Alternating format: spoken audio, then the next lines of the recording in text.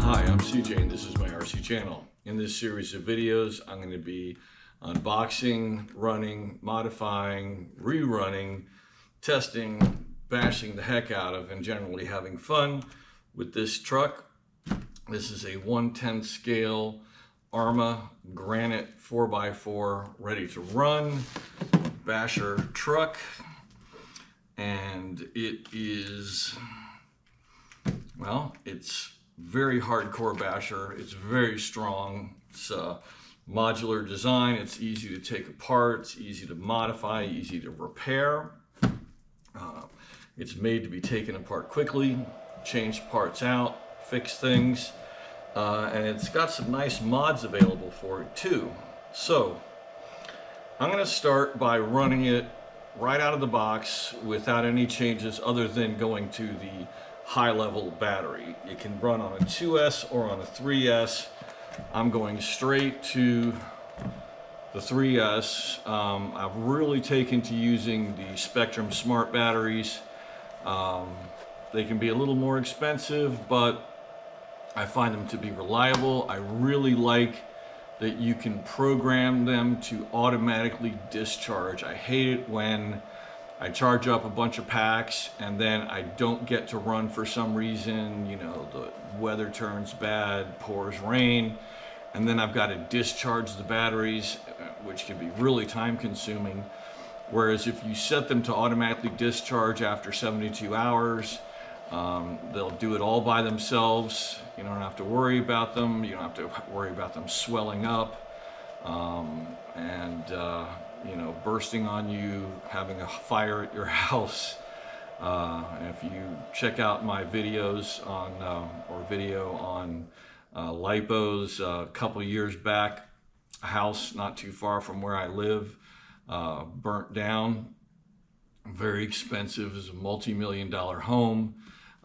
Some kid overcharging his battery and burnt the house down. It was in the garage too, and it was the lipo batteries are very volatile when they go up. If you watch the video, you'll see just how volatile a lipo can be when even a small multi-cell battery goes into thermal overload. So check it out. It'll give you some real food for thought on how to deal with your batteries. In any event, this is a 100C, and Spektrum tends to be a lot more legit on their C rating. Some companies just, you know, slap a number on their batteries. They tend to guesstimate on the C rating. I find that Spektrum's a little more realistic on theirs. You definitely tend to get what you pay for. So I'm using a 5,000 milliamp battery. I bought a couple of these to go with this truck. So I'm going to start with those. After I spend a day driving this around, I'm going to take it home, clean it up, and I'm going to start throwing a few mods on it. This is a very nice one. It's very inexpensive. It is a set of longer arms and connectors, and you don't need to swap out anything else. It's self-contained. It's wide enough to give you a wider track. It doesn't tell you exactly how wide, so I'll make sure to measure this. I'll measure the existing track without wheels on it, and then I'll measure it once I make the swap and tell you how big a change that is. You don't need to swap axles, apparently. The stock axles have enough of an overlap built into them that you can put on this kit without having to worry that you're going to have the axles separate and come apart on you. So that's very nice that $29 gets you a wider track, and that's all you need to add. Since I'm planning on jumping it and beating it quite thoroughly. I'm going to beef it up a bit in the suspension area as far as the steering knuckles and the rear knuckles as well. All of these are in the $25 to $30 range per pair. And I got a steering setup that is all aluminum as well. And I couldn't resist this little sucker as well. This is supposed to really enhance the amount of acceleration. Now it is going to make the drivetrain a little more susceptible to damage, but it basically removes the center differential. Now you can swap the diff for a limited slip, or excuse me, a slipper clutch, but you're basically trading one thing for another. This is just locks it out, so there's no slippage at all between the front and the rear, and so all the power goes equally to the front and the rear, and that's one less diff to have to rebuild and worry about fluid and everything else. And I thought that would be a nice way to go. So it's not an expensive thing to do. It's one gear and one aluminum fitting, and you're in business. And while I was at it, I picked up a set of fast eddy bearings. I didn't go ceramic at $130. That's kind of crazy. These are just the rubber seal type. I suspect the bearings in these are just going to be the steel type, and so I went ahead and bought these in case I needed any upgraded bearings. I'll put these in as needed. So let's go ahead and open up the box.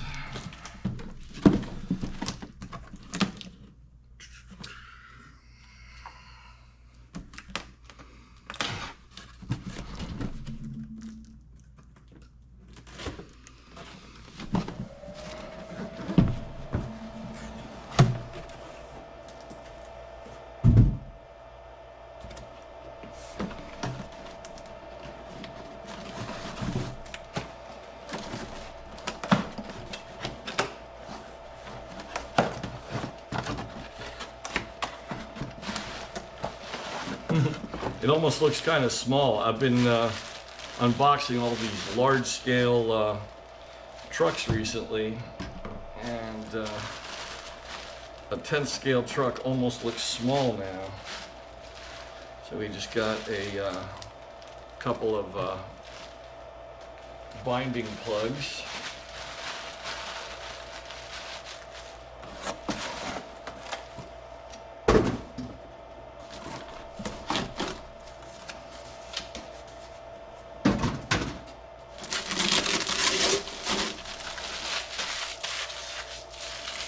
It is a nice looking truck.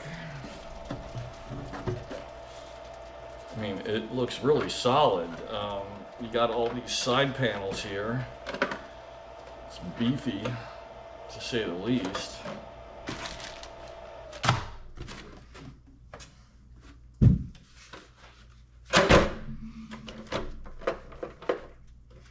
It's got a lot of suspension and the amount of travel.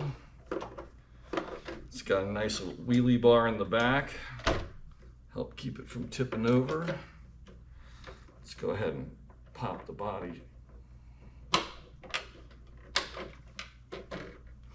I like the way more and more vehicles are starting to come with the little body clip tethers.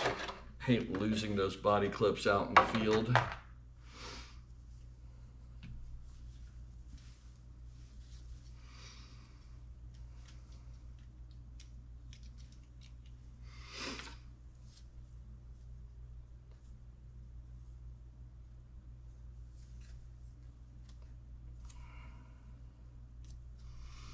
So we got our on-off switch here and our little programming switch.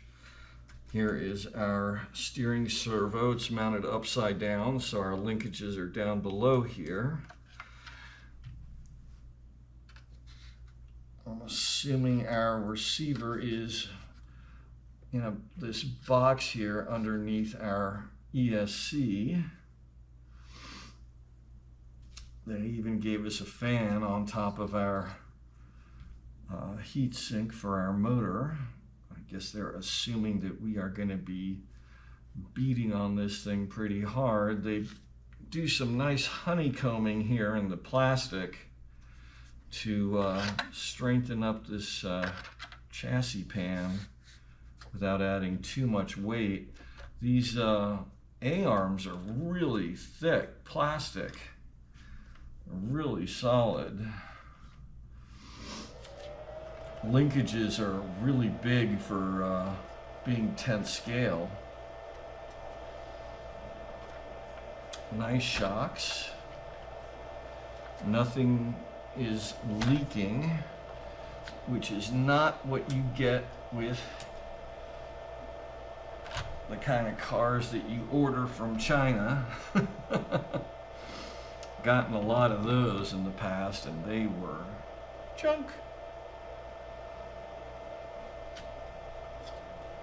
They've got a little bit of cushioning built into these bumpers.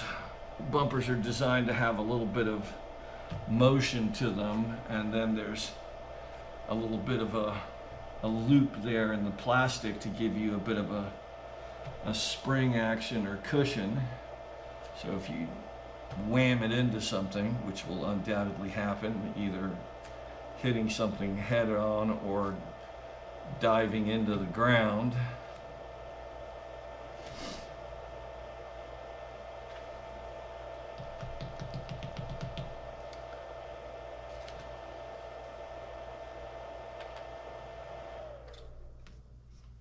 interesting.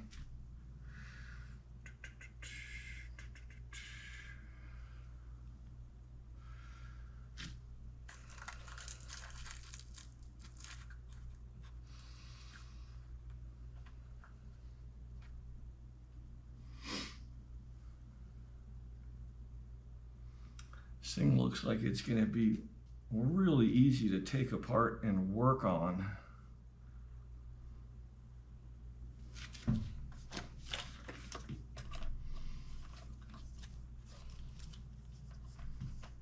I mean, this whole front clip here looks like it, and rear clip, they just bolt right onto this center pan here, and they just are going to come right off.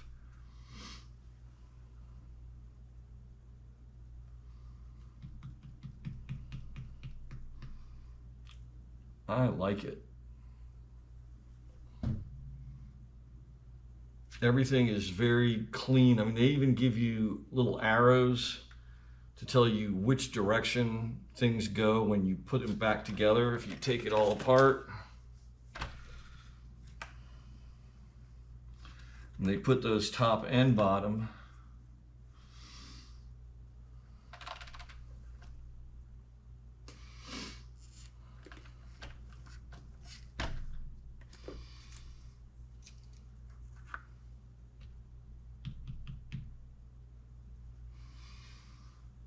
Very nice. I wonder about that servo. Let's see what it says on the box. I wonder if it's metal gears.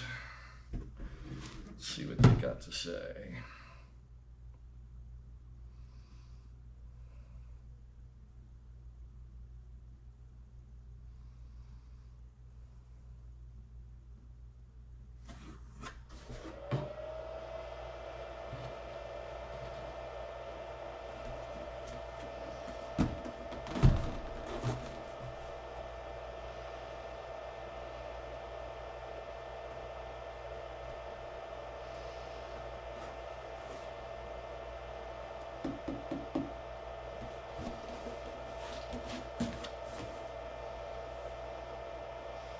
Okay, Spektrum waterproof metal gear digital servo. Very nice. The ESC is a BLX 100 waterproof ESC, 2S or 3S capable.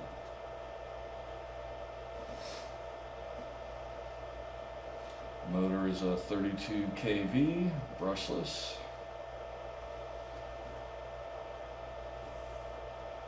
And the radio is of course, 2.4 gigahertz. It's a SLT3, 3-channel, with an SLR 300 receiver, secure link technology. So nice. Everything's waterproof. Good old IC5 connectors.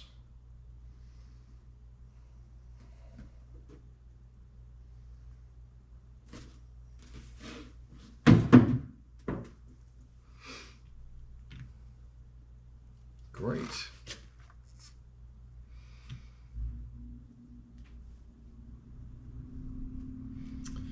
Let's see what we got in the box, in the bag here.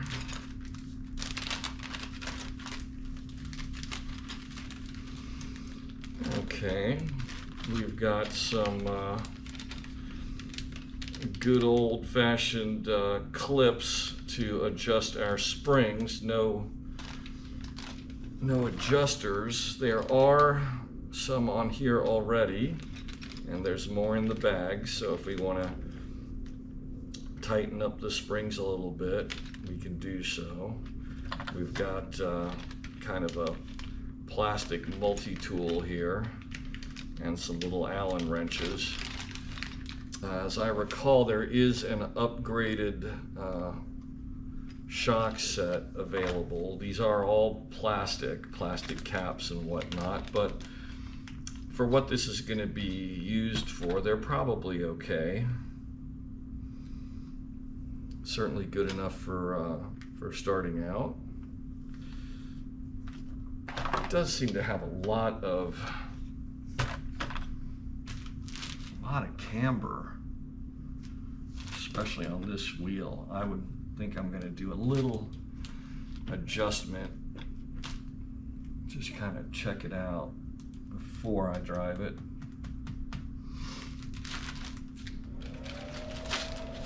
Sorry about the fan noise in the background. I'm getting ready to go driving tomorrow, and I'm charging up a lot of batteries.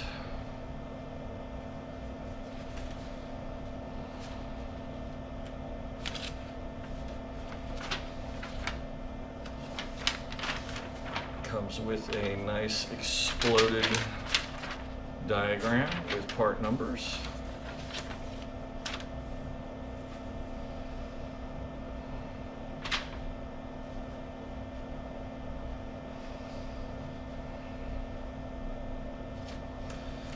Unfortunately, like a lot of kits, they did not give us batteries for the transmitter. They're not already in here, but that's okay. I've got plenty of AAAs.